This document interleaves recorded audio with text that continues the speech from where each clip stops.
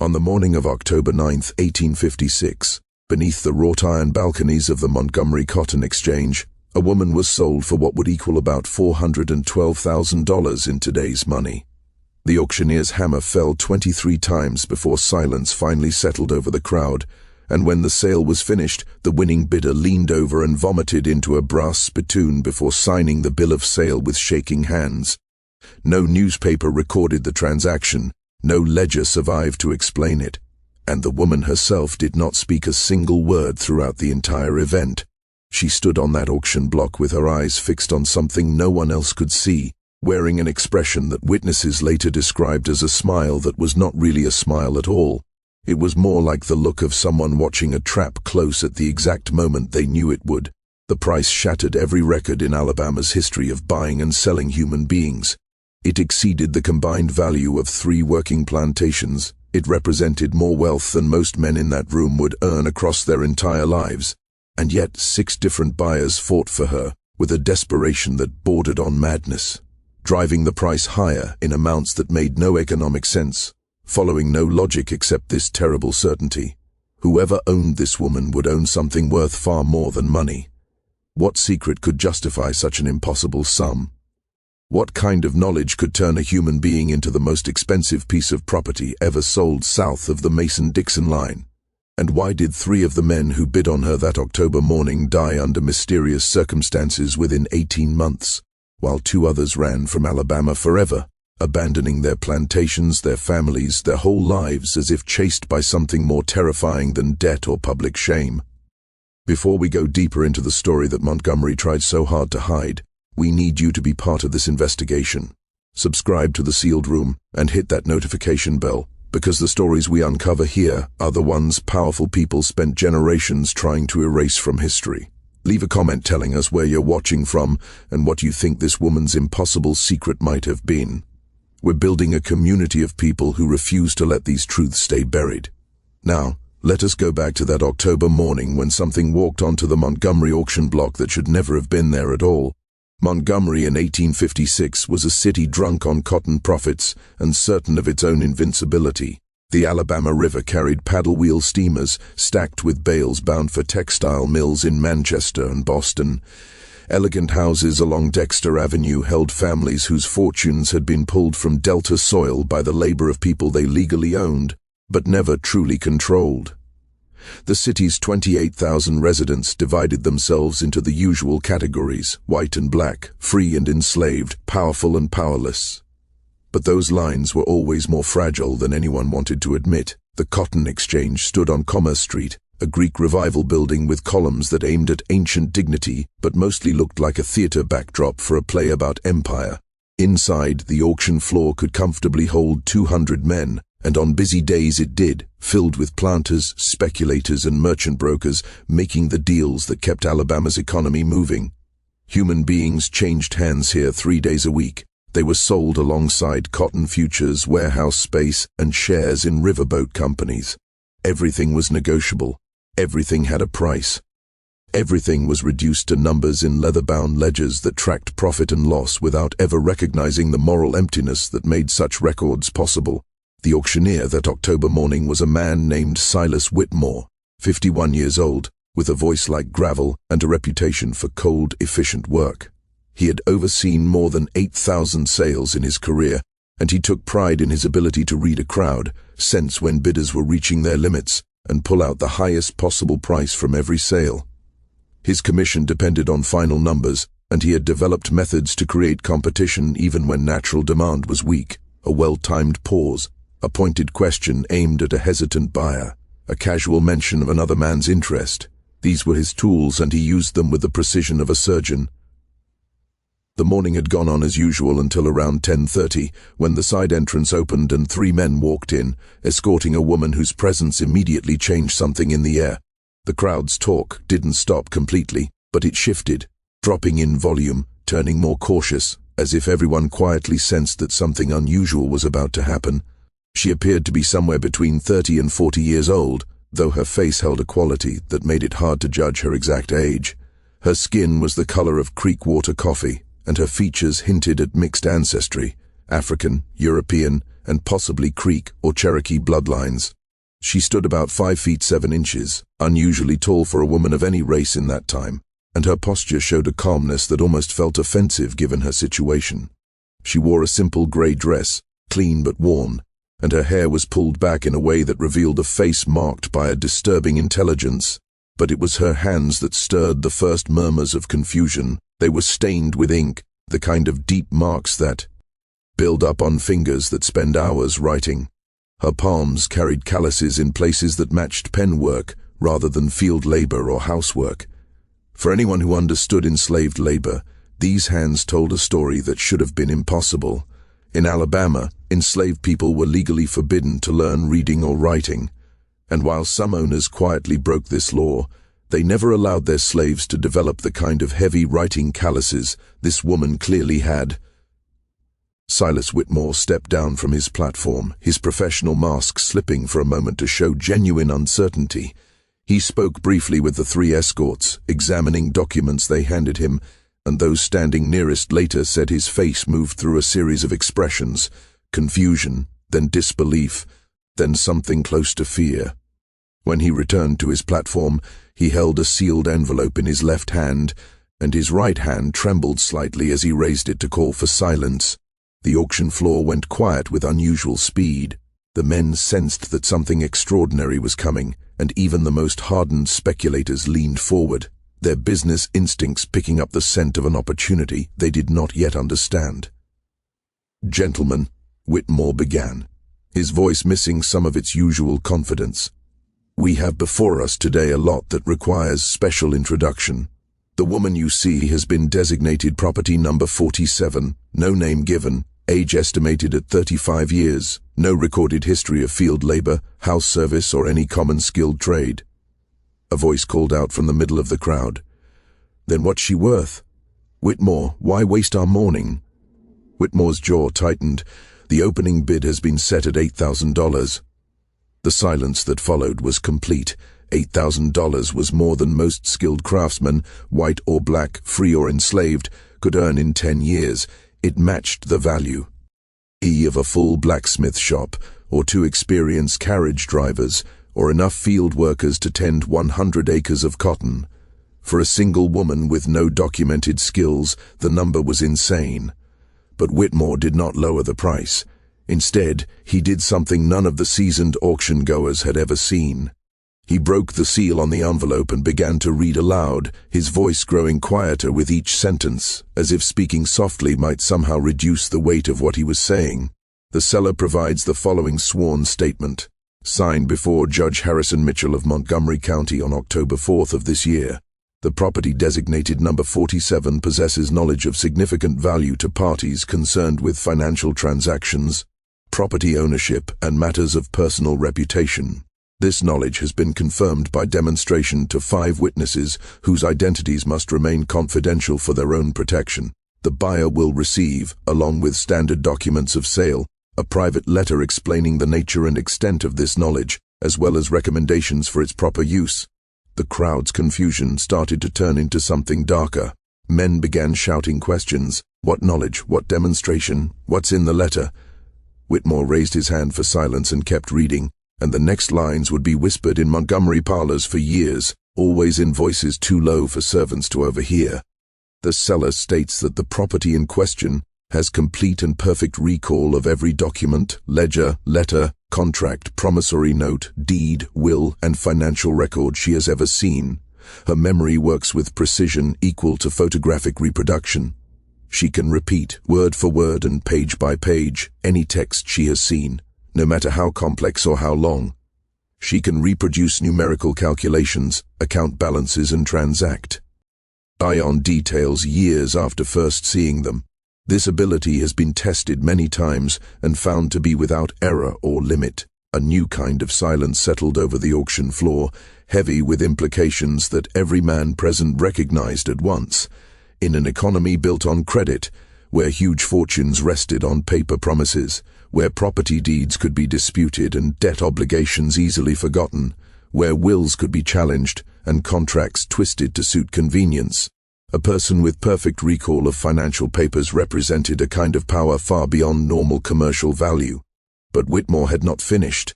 The seller further states that during her years of service in various households and businesses in Montgomery and surrounding counties, the property has been present during the preparation, review, and storage of thousands of documents, many of which their creators believed were private and would remain confidential.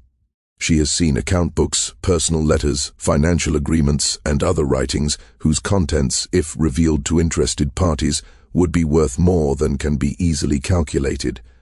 Now the implications were plain, and the auction floor exploded into chaos. Men shouted, some in anger, some in fear, some with a hungry excitement that showed they were already imagining what they could gain from owning this walking vault of secrets. Others rushed toward the exits, their faces pale, likely terrified that their own documents might be among those she had memorized. Silas Whitmore waited for the uproar to die down, then read the final and most disturbing part of the statement. The property will fully cooperate with her legal owner, providing any information requested in complete and accurate detail. She has been conditioned to understand that her well-being depends entirely on her usefulness and discretion. The seller guarantees the accurate. Why of all information she provides and accepts no responsibility for any consequences resulting from the owner's use of this information. The opening bid remains $8,000. Do I hear $8,000? For about 10 seconds no one moved. Then a hand rose at the back of the room, belonging to a cotton factor named James Delacroix, whose business stretched across 4 counties. 8,000, he said in a steady voice. 9,000 came at once from another bidder, a merchant banker named Thomas Sheridan, who managed loans for half the plantations in the Black Belt. What followed was unlike any auction Whitmore had ever led. The bidding climbed at frightening speed, driven not by calm business judgment, but by fear and a desperate hunger for the power this woman represented. 10,000, 12,000, 15,000. Men who had come planning to buy field hands now battled over something far more dangerous, a human being who held enough secrets to ruin reputations, bankrupt families, and overturn property rights that had seemed unshakable for generations. At $18,000, only 5 bidders were left, and the crowd had split into 2 groups, the men still bidding, their faces tight with the strain of risking their whole futures on one purchase, and those watching with looks ranging from horror to grim fascination, aware that whoever won would become the most dangerous man in Montgomery, armed with knowledge that could be turned into a weapon in 1,000 different ways. 20,000 called a man whose identity would be debated for years afterward. He stood near the side wall, his face partly hidden by the brim of a planter's hat, his clothes showing wealth but revealing nothing about his exact line of work. His voice carried absolute certainty, the tone of a man placing a final bid he knew no one else would beat. The 4 remaining bidders looked at one another calculating credit limits, available capital, and whether any amount of potential blackmail power could justify financial suicide. One by one, they lowered their hands, their faces showing mixed relief and something that might have been disappointment or might have been terror at what they had nearly bought. Whitmore brought his hammer down. Sold to the gentleman by the wall for $20,000. Please come forward to complete the transaction. The winner moved through the crowd slowly and deliberately, and as he approached the platform, the men around him stepped aside, making space as if being too close might be risky. Up close, he looked to be in his late 40s, with a weathered face suggesting years spent outdoors, but soft hands that showed he did no manual labor himself. His clothes were fine but not flashy, the kind of careful plainness wealthy men sometimes adopt when they prefer not to be noticed. The transaction took 90 minutes to finish. Bank drafts had to be checked, ownership papers drawn up in duplicate, witnesses found to sign documents that made everything legal under Alabama law. Through all of this, the woman known as Property Number 47 stood perfectly still on the auction floor, her expression unchanged, her eyes still fixed on that invisible point beyond the crowd. Several men tried to speak to her, asking what documents she had seen, which families she had served, what secrets she might carry. She did not answer. She did not even look at them. Her silence was so total that it felt almost unnatural. When the paperwork was finally done, the buyer took out a key and unlocked the iron cuffs around her wrists.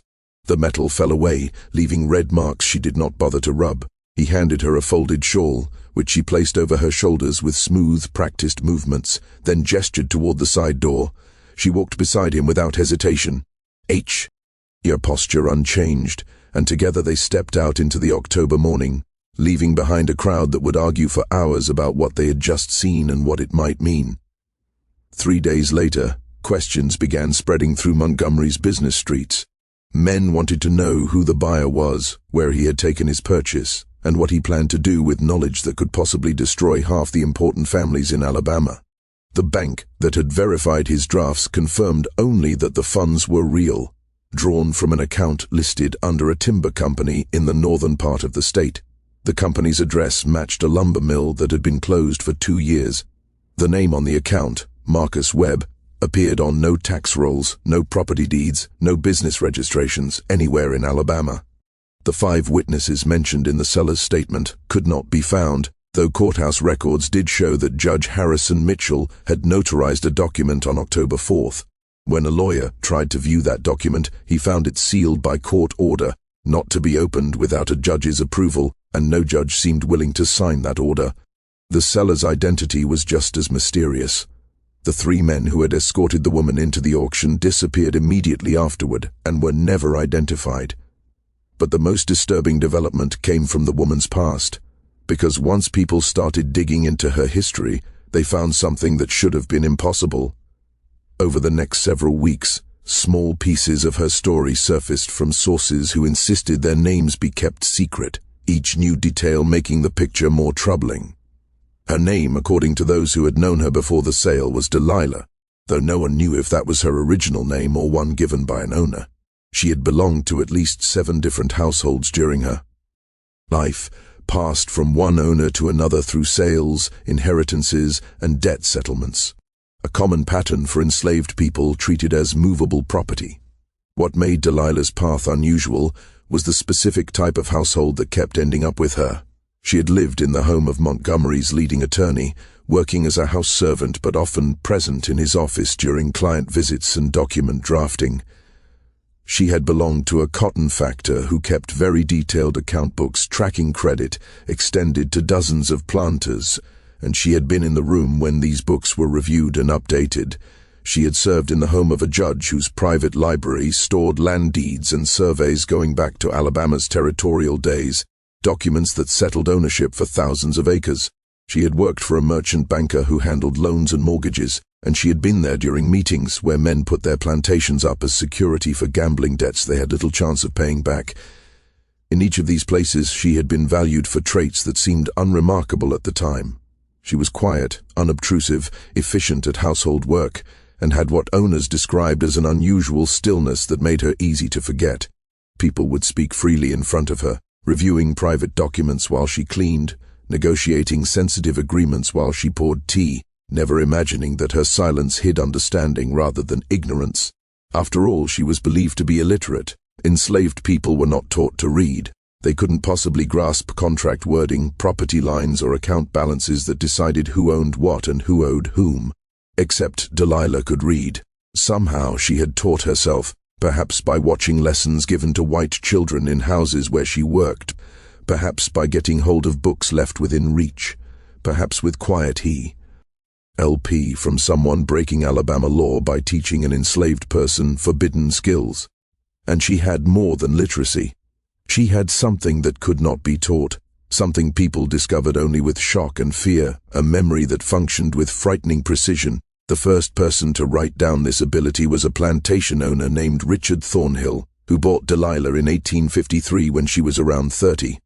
Thornhill ran a medium-sized cotton plantation in Lowndes County, and he purchased Delilah as a house servant, drawn by reports that she was steady and needed little watching. She worked in his home for 8 months without incident, doing her tasks well, keeping the same quiet manner she had in earlier households. Then one evening in March 1854, Thornhill made a discovery that would eventually place Delilah on the Montgomery auction block 2.5 years later. He was in his study, going over his account books, trying to figure out a mismatch in his cotton sales from the previous season. The numbers didn't fit his memory, hinting at either a bookkeeping error or possible theft by his factor in Mobile. He spent hours digging through letters and receipts, growing more frustrated, when Delilah walked in to clear away his tea tray. Without really thinking, He asked her a question he would regret for the rest of his life. "Where did I put that letter from Mobile? The one about the October cotton shipment?" Delilah paused, the tray still in her hands, and for the first time in 8 months she spoke more than a simple, "Yes, sir," or "No, sir." "The letter is in the drawer of your desk, third from the top, filed behind the letters from your brother. It arrived on October 19th. Your factor wrote that he had sold 17 bales at 9C per pound for total proceeds of $843.60, minus his commission of 6%, leaving a balance of $792.98 to be credited to your account. Thorn." Hill stared at her, his confusion slowly turning into understanding, then into a kind of fear. The letter she mentioned had arrived 4 months earlier. She had been in the room when he read it once, only once, and he had never spoken about its exact contents to anyone. Yet she had just repeated specific financial details word for word. He checked and found the letter exactly where she said it would be, with every number matching her recitation. Over the next weeks, Thornhill tested her again and again. He asked about documents she had seen while in the room, letters he had read in her presence, records she might have glanced at while cleaning his desk. Every time the result was the same. She could repeat pages of text perfectly. She could reproduce columns of numbers with no mistakes. She could describe documents she had seen once, months or years earlier, with a level of detail that put his own memory to shame. Thornhill quickly understood what he had in his possession. Delilah was not just a house servant with a good memory. She was a living archive of every document she had ever seen, and given her history in high-level homes and businesses across Montgomery, she likely carried enough financial information to reshape the entire economic map of central Alabama. She knew who owed money to whom. She knew where property deeds contained mistakes that could be used in court. She knew which men had signed contracts they later denied, which records hid fraud, and which fortunes depended on paper claims that might collapse under proper legal pressure. Richard Thornhill was not a moral man, but he was smart enough to recognize danger. He realized that owning Delilah made him powerful, but it also turned him into a target. Every person whose secrets she carried had a reason to either buy her or destroy her. Every competitor who learned what she could do would try to ace her at any cost, and if her abilities became too widely known, some might decide that the safest option was simply to kill her, erasing the archive before anyone could use it. Thornhill kept Delilah's gift quiet for nearly a year, using her in private to gain advantage in business matters. When he needed to remember exact contract terms in a dispute, he would consult her in secret, then present the details as if they came from his own notes. When questions arose about land boundaries, he would ask Delilah to recall survey records she had seen years earlier, using that knowledge to strengthen his negotiating position. He made a lot of money this way, enough to expand his plantation holdings, but as his profits grew, so did his fear.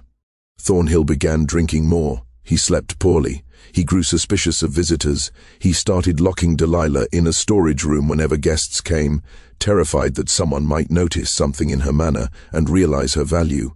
He fired 3 overseers in 6 months, convinced they were spying on him or planning to kidnap her. His wife wrote to relatives that Richard was becoming unstable, obsessed with a secret he would not share. In August 1855, Thornhill made the choice that sealed his fate. He brought Delilah to Montgomery and quietly approached several powerful men with an offer. He would rent them access to her memory in exchange for large fees, allowing them to consult her about documents relevant to their interests. He thought this would spread the risk. Others would share in the burden, making him less of a target while he still profited. The plan had the opposite effect. Once people understood what Delilah was, they did not want to rent her. They wanted to own her outright, to lock down her knowledge, to make sure no one else could use her memory against them. Within weeks, Thornhill began receiving offers to buy Delilah. Some of them wrapped in thinly veiled threats about what might happen if he refused.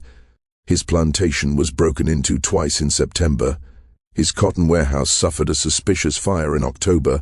In November, someone shot at him from the tree line while he rode through his fields.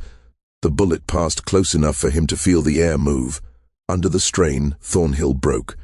In December 1855, he sold Delilah to an intermediary for $12,000, a fortune that should have brought relief, but instead felt like running from a trap he had built himself. He took his wife and children and left Alabama within a month, settling in Kentucky under a false name and buying a small tobacco farm. He lived quietly until his death from pneumonia in 1862. He never spoke in public about Delilah or what he had discovered about her mind, and his family kept the secret even after emancipation made such stories legally safe. The intermediary who bought Delilah from Thornhill was a lawyer named Samuel Crawford, whose practice focused on the quiet services rich families needed when scandal threatened. Crawford saw immediately that Delilah was something new, a kind of property whose value came from information, and information that could not be revealed without destroying its own worth. He spent 9 months sounding out different parties about how best to use her, how to squeeze the maximum value while managing the huge risk her knowledge brought. Crawford finally reached a conclusion that would prove disastrous for everyone. Instead of selling Delilah privately to one buyer who would control her entirely, he decided to auction her in public, creating competition that would drive the price to unheard-of levels while making sure multiple powerful men understood exactly what was being sold.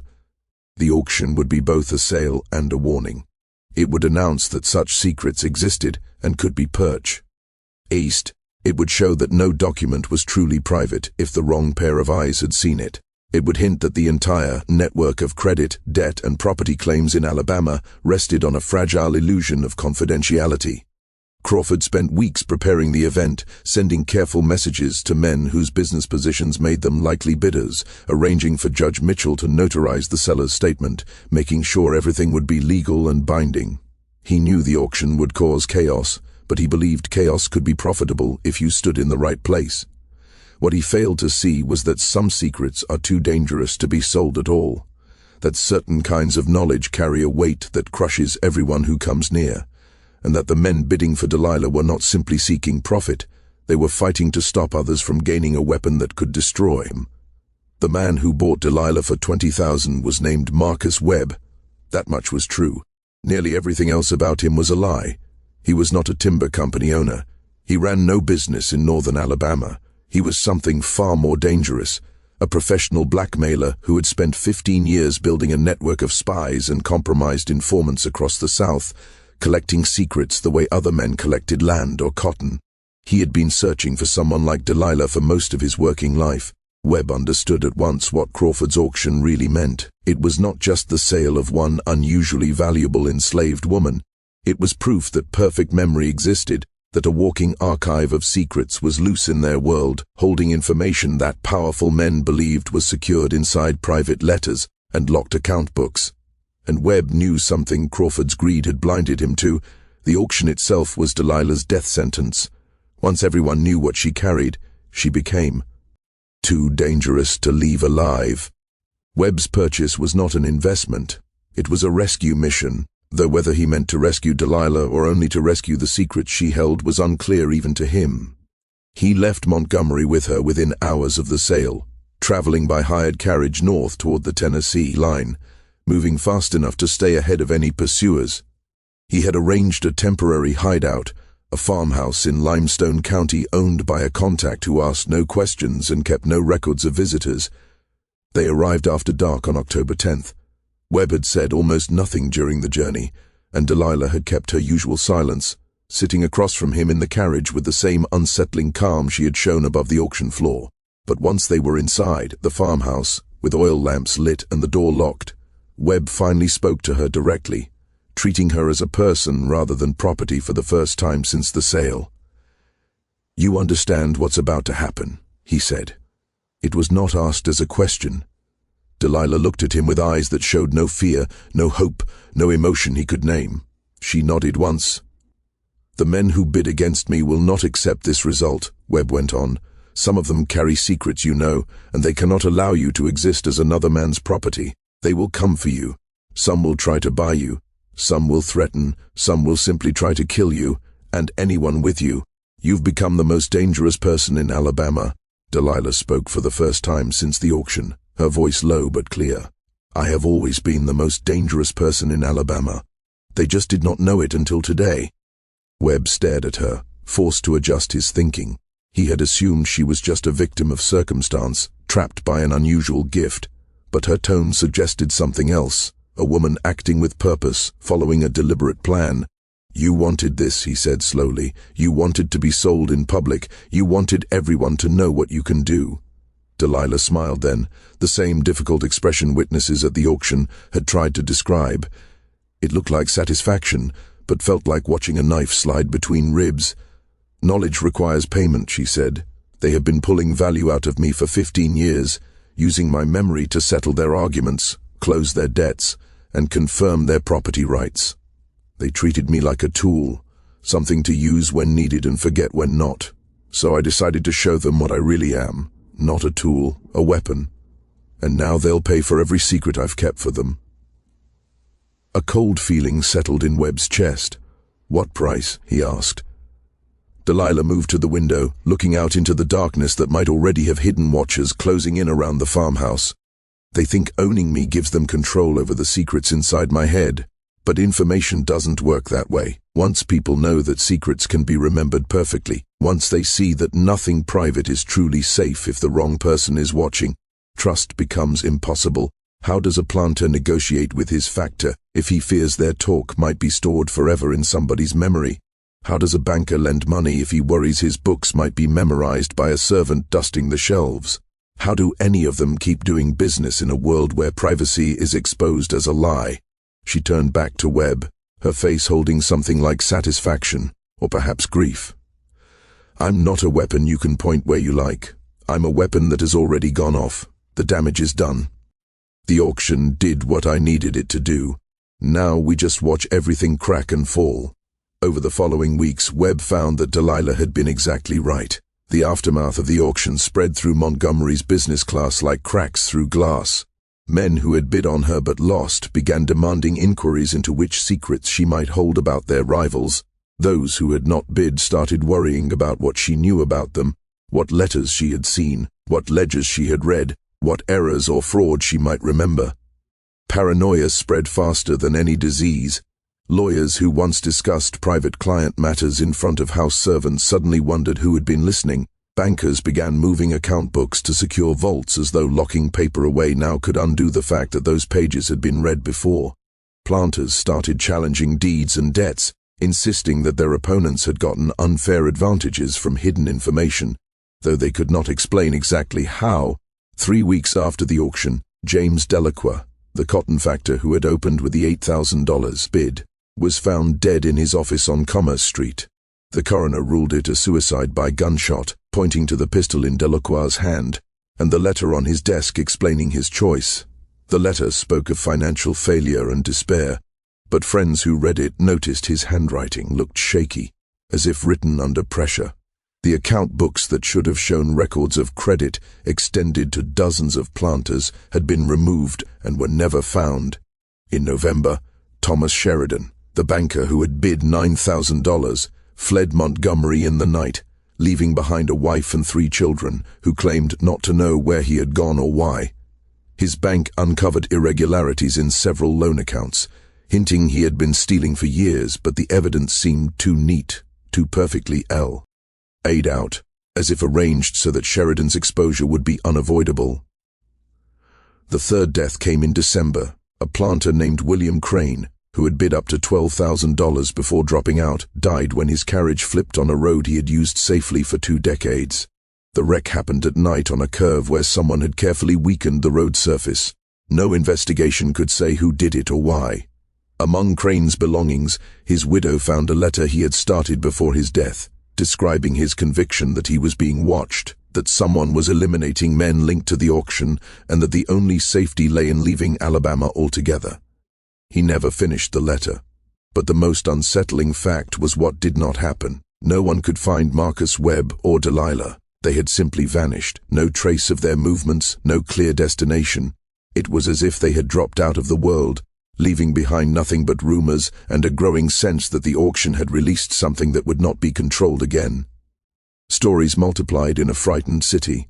Some said Webb had taken Delilah north, selling her secrets to politicians in Washington who wanted leverage over Southern lawmakers.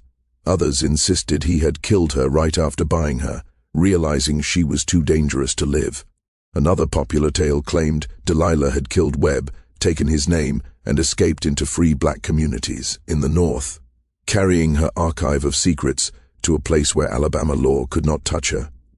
The truth, when it finally surfaced years later, was even more disturbing because it showed that Delilah had been working on a longer plan than anyone guessed, that the auction had been only one move in a strategy that stretched over decades, and that the price she spoke of, the payment knowledge required, went far beyond the $20,000 Webb had paid in 1864, while Sherman's for CES pressed toward Atlanta. A Union officer named Colonel Benjamin Hastings received an unusual visitor at his command post. A woman of mixed race, around 45 years old, came into camp asking for an interview.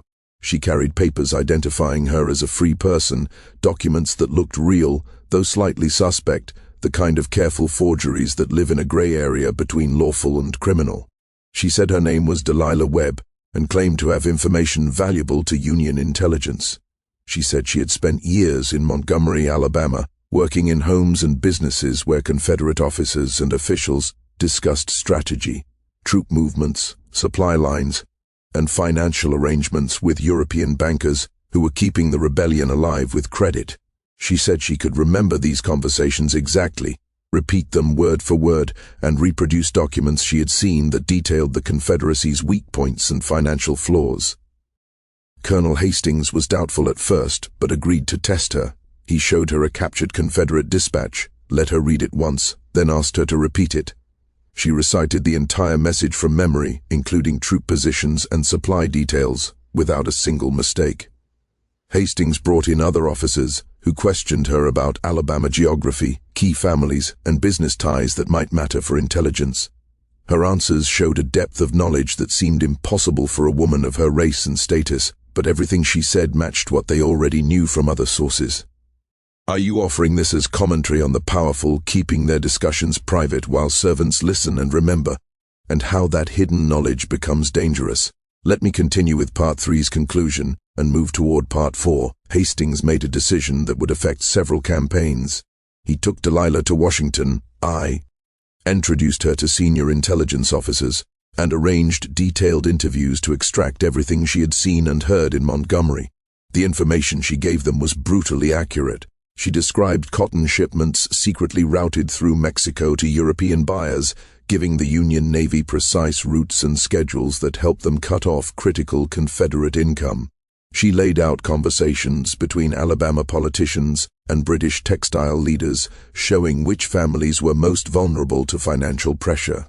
She identified Confederate supporters in border states, people whose loyalty was hidden but whose letters she had seen and remembered while working in homes where such mail was read. The intelligence Delilah provided helped directly with Union successes, shortening the war by an estimated 6 months, saving thousands of lives and tearing apart the economic base that had supported the Confederacy's armies.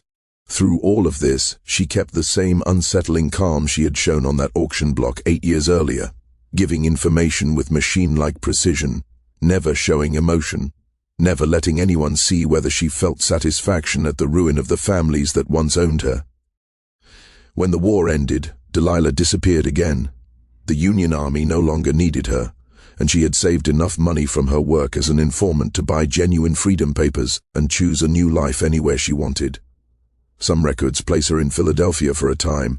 Others hint that she lived in Boston or New York. A few scattered sources claim she went to Canada and worked as a tutor, teaching reading and writing to children of formerly enslaved families, though this detail is uncertain. The most complete picture of Delilah's later years comes from an unexpected place, a private journal kept by Margaret Holloway, the same historian who had studied another F. Amos slave sale in Richmond.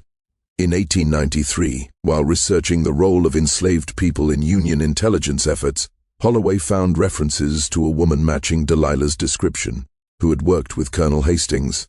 That clue brought her to Montgomery, where she spent 3 months digging through what remained of courthouse files and interviewing elderly residents who remembered the 1856 auction.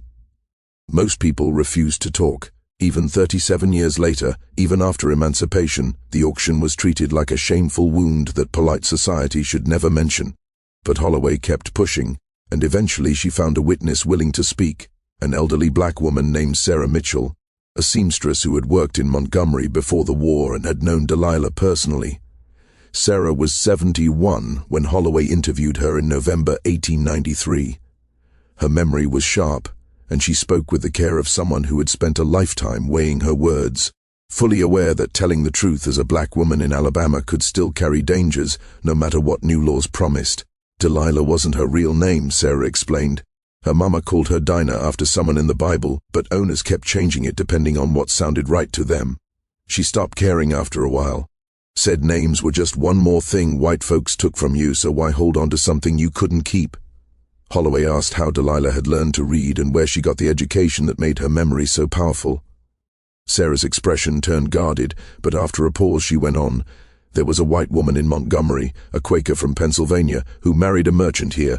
She believed slavery was a sin and acted on that belief, even though it was against the law. She taught enslaved people to read in secret, usually at night, in the back room of her husband's shop. Delilah went to those lessons for nearly 2 years, starting when she was maybe 13 or 14. Learned to read, learned to write, learned arithmetic and geography and history. That Quaker woman said Delilah was the brightest student she'd ever had, white or black. Said her memory was like nothing she'd seen, that Delilah could read something once and repeat it perfectly weeks later. "What happened to the Quaker woman?" Holloway asked. Sarah's face hardened. Someone informed on her in 1843. She was arrested, tried for teaching slaves, and given 6 months in jail. Her husband divorced her while she was locked up, took their children north, and never came back. She died of fever in that jail 3 weeks before she would have been released. They buried her in the paupers' cemetery outside town, no proper marker. But before she died, she got a message to Delilah, told her to use what she'd learned to make that knowledge cost them something, to make them pay for what they'd taken. And Delilah did. Delilah did exactly that, Sarah said. She spent the next 13 years placing herself where she needed to be, getting sold into certain homes, making herself useful enough to be kept, but quiet enough to be forgotten about while people talked in front of her. She memorized everything, every document, every conversation, every secret folks thought was safe because they didn't think an enslaved woman could understand. But she didn't use that knowledge right away. She waited. She kept building her archive year after year until she had enough secrets to crush dozens of important families at once. And then she set up her own auction. Worked with that lawyer, Crawford, to make sure everyone knew exactly what was being sold. She wanted them scared. She wanted them to know their privacy had been fake all along, that all their ideas about slaves being ignorant were lies they told themselves so they could sleep. The Octi. On was planned? Holloway asked, leaning forward. She wanted to be sold like that. Sarah gave a hard smile. Delilah planned every bit of it. She knew the auction would throw everything into confusion. She knew men would panic, that some would die and others would run. She knew trust between planters and factors and bankers would crack once folks learned perfect memory existed. And she knew the war was coming, even if most white folks didn't. She put herself in a position to be useful to whichever side came out on top. And when the Union needed information, she was ready with exactly what they required. The greatest revenge, Sarah added softly, was not what she did during the war. It was what she did after. Once Delilah was truly free, legally free, she started writing letters, sent them to families all over Alabama, people whose secrets she had stored years earlier. The letters were polite and careful, but the meaning was clear. She remembered everything. She could prove debts people had quietly buried, property deals that had never been correctly recorded, agreements that would be illegal if they came to light. She didn't directly ask for money. She just reminded them that she existed, that her memory existed, and that memory doesn't fade just because the war is over. Some families paid her.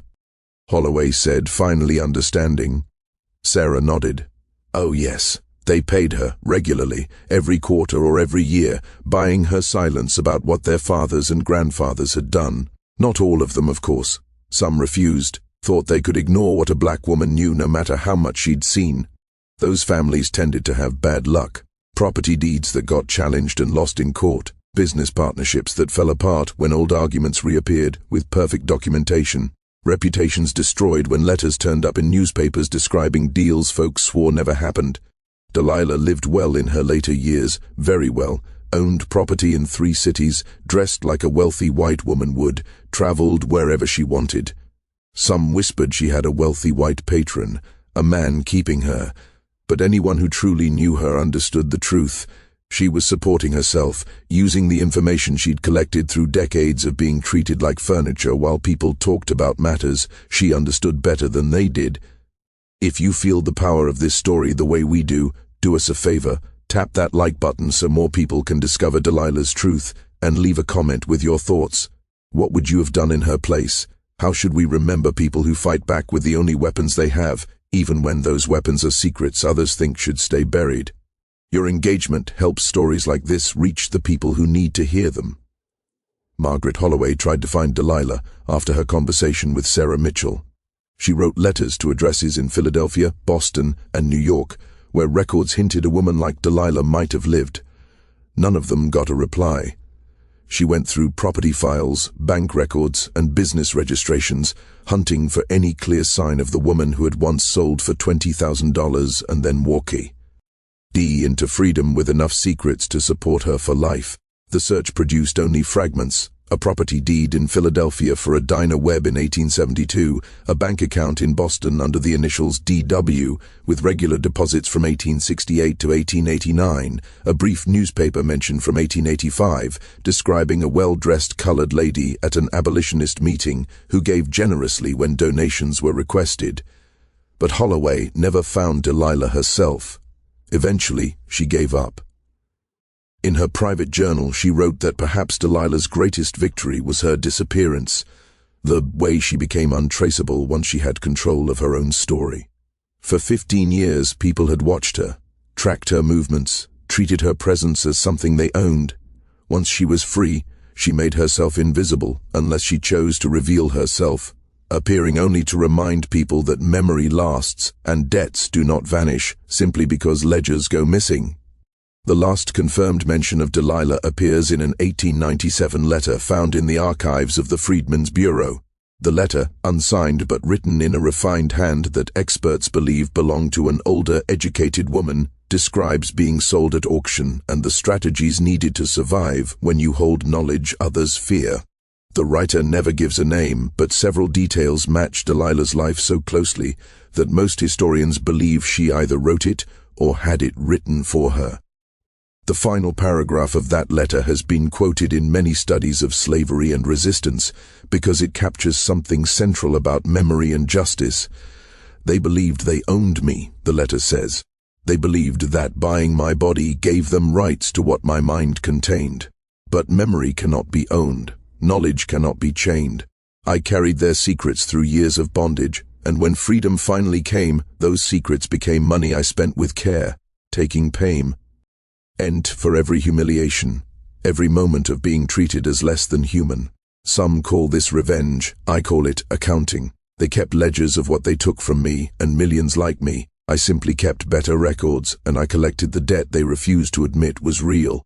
Whether Delilah wrote those words or not, they express a truth much bigger than one woman's extraordinary mind. Throughout the history of American slavery, enslaved people learned things about their owners, their families, their businesses, their weaknesses. They watched everything while being treated as if they saw nothing. They listened while being treated as if they could not understand. And sometimes, rarely but with great impact, they used that knowledge to protect themselves, to help others, to open cracks in systems that looked unbreakable. Delilah's story is an extreme example, because her memory seemed almost beyond nature, but the principle she represents appears again and again in smaller ways throughout the record. Whenever enslaved people used information as a quiet form of power to resist, to survive, or to strike back, knowledge was one of the few resources that could not be fully controlled, one of the few kinds of power that constant watching could not remove. You can monitor a person every hour of the day and still never truly know what they understand or remember. The auction on October 9, 1856, was ultimately about this uncomfortable fact. When Montgomery's elite gathered to bid on property number 47, they were not just buying an unusually valuable enslaved woman. They were facing the reality that their power had always been more fragile than they believed, that the people they owned had been watching them just as carefully as they watched their slaves. and that memory could be a weapon that waited years or even decades before being used. 3 of the men who bid on Delilah died within 18 months. 2 more fled Alabama forever. The rest spent their remaining years wondering what she remembered about them, what secrets she might reveal, what price she might one day demand. The auction shattered trust between planters and factors, between bankers and their clients, between anyone who depended on confidential dealings and anyone who might have been nearby when those dealings took place. This breakdown of trust damaged Alabama's credit systems even before the Civil War, leaving its economy weaker when conflict finally arrived. And Delilah walked away, eventually free, carrying an invisible archive of secrets that sustained her for the rest of her life, taking payment from people who swore they owed nothing, proving that knowledge truly does demand payment beyond gold, and that unpaid debts grow with interest until someone comes to settle the books. Here at the Sealed Room, we uncover stories like Delilah's because they force us to face hard questions about power, memory, and resistance. They show that the people history tried to erase were often the ones paying closest attention, remembering most sharply, and waiting the longest for the right moment to act. The Montgomery Cotton Exchange building, where Delilah stood on that October morning, was torn down in 1931 to make space for a department store.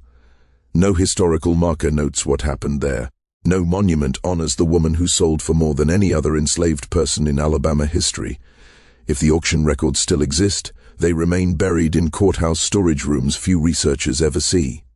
But memory survives even when buildings fall. Stories live on even when official histories try to silence them, and sometimes, if you listen closely to the gaps and silences in the archive, to the missing pages, the sealed files, the carefully lost ledgers, you can still hear the echoes of people like Delilah, who refused to let their knowledge be stolen without eventually demanding full payment. She told them from the start, knowledge requires payment beyond gold. They simply misunderstood. They thought she meant what they would pay to use her memory.